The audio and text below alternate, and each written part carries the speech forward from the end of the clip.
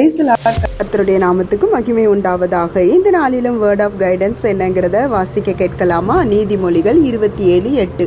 தன் கூட்டை விட்டு அலைகிற குருவி எப்படி இருக்கிறதோ அப்படியே தன் ஸ்தானத்தை விட்டு அலைகிற மனுஷனும் இருக்கிறான் என்பதாக. ஆம் தேவ பிள்ளைகளே, யூதா தேசத்தில் வாழ்ந்த ஒரு தாய், நகோமி என்கிற ஒரு தாய், தன்னுடைய யூதா தேசத்திலே பஞ்சகாலமாக இருந்ததினாலே அந்நிய தேசத்துக்கு, மோவாப் தேசத்துக்கு அவங்க சென்றாங்க. கூடவே அவங்க என்ன பண்ணாங்க, தன்னுடைய குடும்பத்தாரோடு கூட பெத்லகேம் என்கிற இடத்தை விட்டு மோவாப் தேசத்துக்கு சென்றது நிமித்தமாய் அவங்களுக்குள்ளே பல பாடுகளை அவர்கள் சந்தித்தார்கள்.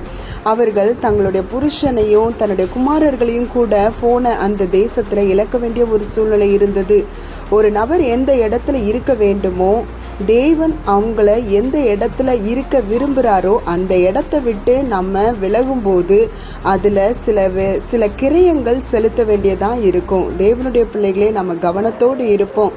ஆண்டவருடைய வழியை விட்டு விலகும் போது அதற்காக செலுத்த வேண்டிய கிரயம் கஷ்டமானதாக இருக்கும், பெரிதானதாக இருக்கும்.